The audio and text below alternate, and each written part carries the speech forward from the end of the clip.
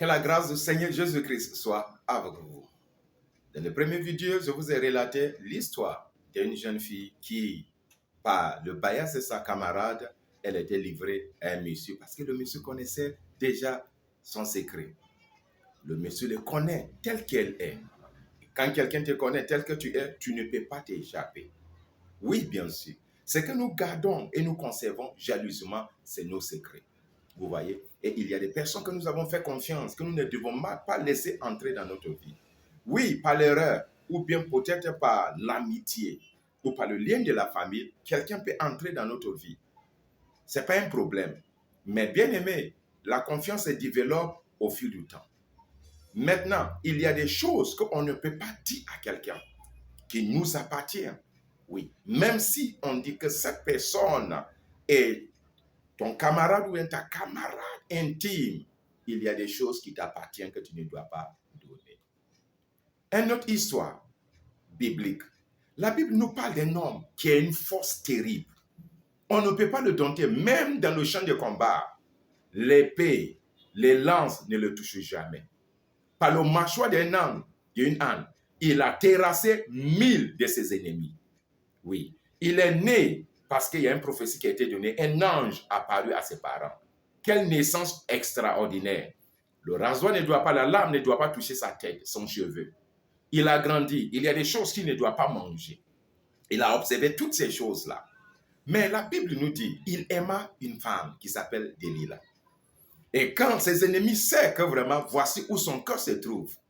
La Bible nous dit, là où ton cœur se trouve, là où ton trésor se trouve, c'est là que ton cœur se trouve, n'est-ce pas?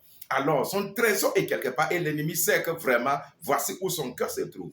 Et l'ennemi va maintenant pour aller négocier, discuter avec Delilah. On lui a présenté même la moitié du royaume. Elle a accepté pour celui qui l'a aimé. Bien aimé, il y a deux choses dans l'amour. Un, tu aimes quelqu'un avec toute ton âme, avec tout ce que tu es et tout ce que tu as. Mais est-ce que cette personne-là t'aime réciproquement? Si ce n'est pas le cas, tu seras celui qui sacrifie ou à la fin, tu deviens le sacrifice. L'amour doit être réciproque. Samson sentit quelque chose pour Delilah, mais Delilah ne sentit rien pour lui. Elle, peut-être c'est l'argent.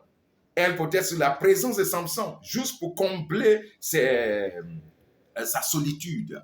Ou peut-être, c'est de s'identifier avec ces vaillants hommes, ces vaillants guerriers, afin de dire aux autres que vraiment, c'est mon pote, ou bien son ami, c'est mon amant, ou bien c'est mon homme.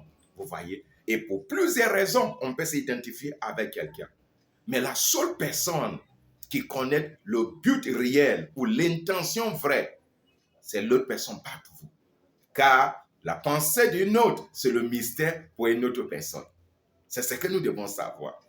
Et à la fin de cette histoire, Delilah a livré ces vaillants hommes, ce sauveur de son temps, ce juge dans le pays d'Israël, qui est censé de diriger la nation vers sa destinée. Il a été vendu moins cher, livré à ses ennemis et ses yeux étaient crevés. On a enlevé ses deux yeux. Alors, il devient un prisonnier, ô vaillant guerrier. Bien-aimé, à travers l'amour, on peut livrer quelqu'un moins cher ou encore plus cher. Dans les deux cas, si la personne est livrée, c'est fini pour la personne. Faisons attention à ce que nous donnons notre cœur. Faisons attention à ce que nous ouvrons notre porte, la porte de notre maison, de notre vie. Car quand tu laisses une virus rentrer dans ton sang, il sera très difficile pour l'enlever. Même quand on l'enlève, le dégât est déjà fait. Alors, faisons attention.